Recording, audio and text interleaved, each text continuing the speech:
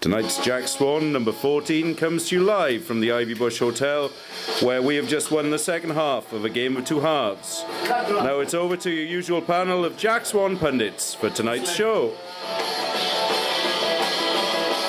Yeah! Delia! Woo! That was 21 seconds. Oh. Rebel. 21 seconds. Rebel. Matty, first goal. Do you have something to say on it? Sit back, Rem. I can't see the question there. Do you have something to say on the first goal? Was it the first goal that... was it Williams was the first goal? Yeah. I to be honest with you, I thought it was terrible defending by Williams. Ben Davies is, like, you know, as close as I am to Krem here. He's right next to him. If he's going to show him that side, then Ben Davies can take over, and for some reason he comes towards Ben Davies. Lets him go towards goal. Lets him go towards goal. When, as I say, if he just shows him that side, Ben Davies can basically take over, and he, like I say, for me, is shit defending. Then he trembled the blame? Trembled the blame? No, not at all, not for that for me. No, it's, you know, bizarre decision. As I say, as a central defender, when you've got the person you're marking has got a defender literally right next to him, he's not even half a metre away from him, why you go towards that defender and give him the opportunity to cut in and shoot, I think is shit defending, and yeah, completely not Williams' fault. It's basic defending, you show the guy the outside and force him wide. Even Williams then come inside, even I could have done that. Yeah. Semi-pro or no semi-pro. And Ben is only getting the second half, isn't he? Sorry, So, go on. Do you think Leo, do you think Delia will be making the best cake she's ever made tonight? I hope so. We should be boiling swan's eggs. She'll be putting some ash in her cakes tonight to sell it. I've got to say, I've said it for weeks now, and I've said it again at half time. We're missing a leader. We're missing somebody who, on the field, can make the sort of impact that Loadup made at half time. You know, we waited until we were 3-0 down before somebody gave a fucking ball. That's the rugby syndrome, man, isn't it? But we're missing that player, and Williams, and then as a centre half, I think it's hard for a centre half to be honest. I think it should come from the centre midfield. But ideally it comes from the centre midfield. But Williams isn't a captain for me. He's not the sort of player that wants to shout at people. He doesn't enjoy it.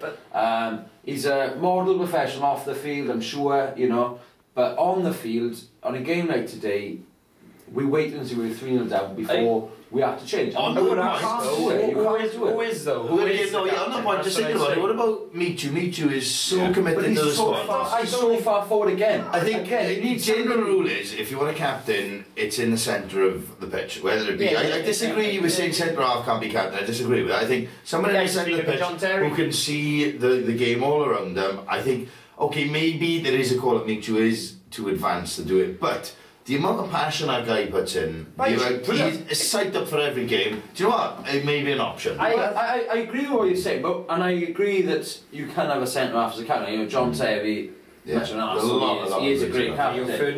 But you also need a leader in that midfield. There's so many times, even Southampton away, and we were lucky to get a point that game at the end of it. But the first 10 minutes, we battered them, absolutely battered them.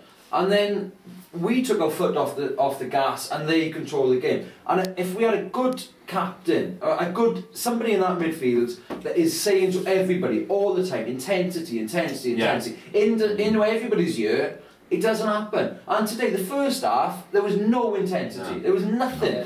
Everybody was subdued. Everybody was quiet. And it needs somebody on that pitch. And I wasn't surprised that after half time, when they did get a bollocking, and when they got a bollocking off Loadup, or they got a bollocking off Curtis or Larson, I don't know. But they certainly had a bollocking, and they came out and they played. But why do we wait until we're 3-0 down after 45 minutes?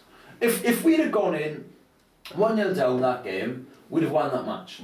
Yeah, you know, we battered them as hell. We played with the right. Yeah, I am going to say something. I mean, like, so I mean, the thing is that, like, you know, we all, in fact, the whole, like, sort of footballing world thinks of, like, sort of Swansea as this really wonderful passing team, etc., etc., which they are. But first thing you have to do is get the ball. And if you watch every sort of game that they've played well, as soon as they lose the ball, they're buzzing. They're winning those 50-50s. You know, if you think against Arsenal, if you think against West Brom, what have you, they're snapping at, like, people's ankles, and they're getting the ball. And, like, sort of, all I'm saying is that, like, sort of, you have to do that first. And today, I mean, like, it is, I don't know why, but the first 45 minutes was the flattest bit of Swansea football I've seen. There's always a thing of, it's easy to get up for Arsenal, it's easy to get up for whatever. If you just beat Arsenal at the Emirates and you got Norwich, you're at home. I don't believe that you're up for that game. You're at home, you're going to go fourth in the blooming league at the worst of it if you win. And I mean, like, or, you know, I mean, one thing is for definite, and this has been like for the last couple of seasons, and it might have been even for longer than that, but certainly in this league, as soon as you come up against a big team that bullies you and what have you, and Norwich bullied you from word go all round the bloody pitch, you know, and you lost out. But what you're saying is that you're making it into matches, and I agree with what you're saying, but in every game we've played, even the games we've played well, even West Brom, there were spells in that game, you know, there were 5-minute spells when we didn't touch a ball. And even in those games, you can't afford at this level to have 5 minutes where you don't touch a ball. And even the best performances we've made this season, we are still having performances and a proper midfielder captain. Whether it's a captain or it's a leader, somebody with a bit of leadership, I agree with you. Allow that to happen. But is it not the same? Is this down to a good Norwich manager? Is this why it happened? I do rate Chris Hughton as it happens, and I do think that the guy doesn't get enough credit. I like him as a manager, but I do have to go back to Leon's point, and I do think the difference would be if we had a leader in midfield. But also saying that, you could say if we had a 30-goal a season striker, we'd win the league. You know. Yes. Finding that midfielder. I mean, I love Leon Britton. I think Leon Britton, we missed him again today. Without a doubt, we missed him again today because he breaks up everything. Now, if Leon Britton could do that role you're on about and lift himself to the team, well, we're looking at a 25-30 million pound midfielder. Yeah, exactly. We haven't got the pull to get those players. But I think that we need Leon Britton. I actually genuinely, I've been saying this for over a year now, I genuinely believe that we can make him do it. And we had this conversation half time, didn't we? Did, and I genuinely think, put him in counselling. Put him in whatever. Whatever it is, make him have that confidence. I know he wasn't there today anyway, but we have had games like that when he's been playing. We need somebody in that midfield. Leon Britton's the ideal player. Somebody in there that can say. But for Swans, he's never going to be Barcelona, but he wouldn't fit into a Stoke side. No. The point is, at the present minute, what you've got, you know, and it's been a problem for the last couple of seasons, is that you always fancy Swansea against a team that wants to play football. Yeah. Wherever they are in the league. You know, we saw that against Arsenal last week. You know, as soon as we've got a sort of a team that actually wants to sort of battle it out physically, lump balls into the air and what have you, you struggle. And I mean, we talked last year about, and to be perfectly honest, I think Laudrup is doing a better job, but we talked last year about sort of a plan B. And certainly with when you're talking about sort of big physical sides, we still haven't got really a plan B. No. But I do think, you know, as an option, I think Scott Brown could be an interesting. Give Kemi more of a I do think Kemi needs away games and games like Norwich. I think first of all, he's a very good player coming forward. He plays good balls to the middle, but he's a player who will get stuck in. He put a foot in, and as you say, you talk about players. I don't think an SM needs to be a captain, but there's games like that where you need to see someone. They need to put their foot in, and that's where you want. And I said, when you put a foot in, you do it yourself, but you also do it for the team. And he's also, we need somebody to say to say to the Guzman and to say to Dyer was awful tonight. He was Dyer.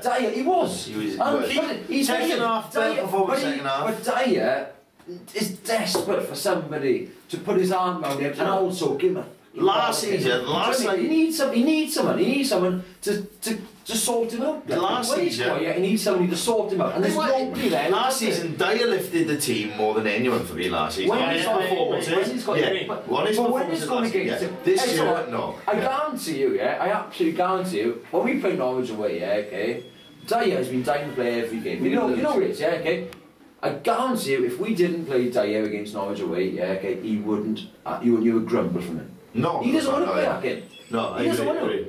He doesn't want to play today. He doesn't want to do it. He doesn't want to play Stoke. He doesn't want to play. And he needs somebody in the midfield. I said this to sort him out. The exact thing I said to you last year. Dyer was playing a game, and I think it was actually Norwich. And in the first 20 minutes, half hour, Dyer got fucking took out about 5, 6, 7 times. And I said to Leon, I said, I'm not being funny, this is a game for me where you want an Augustine, you want the Williams, you want these, because Dyer's getting bullied in front, the referee's not helping, you want these players to fucking put fucking 2 foot through it, take a ball, whatever, and say get stuck in, and say, right, you know, if you're going to mix it up, we'll mix it up with you. And if you haven't got that, then... Just out of curiosity, I can't remember the game, he got sent off, he came on as a sub, got sent off this season. 2 yellows. Yeah, straight away, right. Dyer was putting his foot in that game, and he got sent off, he got punished for it, right? I mean, like I said, last season, for me, Dyer was one of the players who would put his foot in and would battle, and a bit like Leon, would not give up. This year, I don't see it so much in him. I think the sending off has changed that a bit, though. I like Dyer. I think the problem with him... Thank you for watching the Leon show tonight.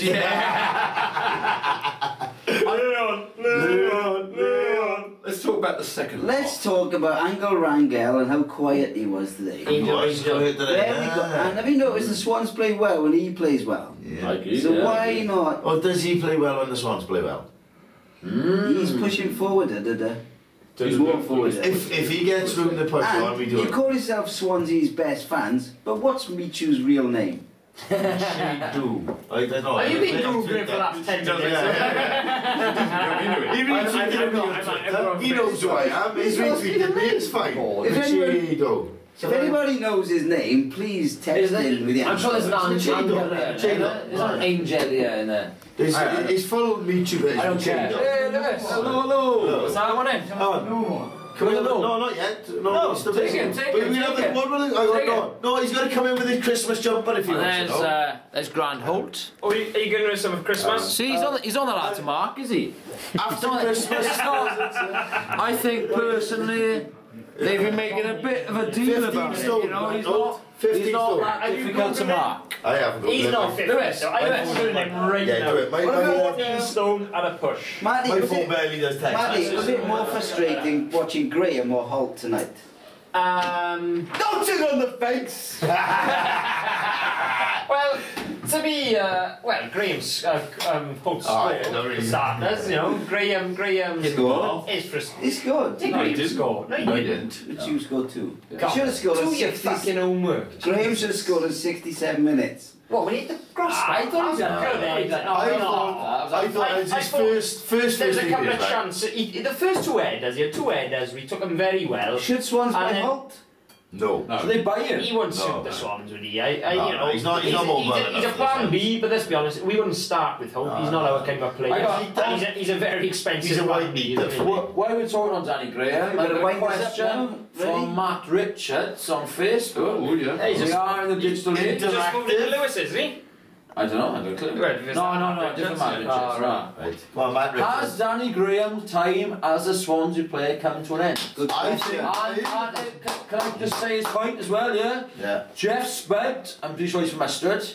I said yes, and Max has replied with I think so as well. He put a brilliant shift in but can't score. We have much more technical players that do the same job as him on the field.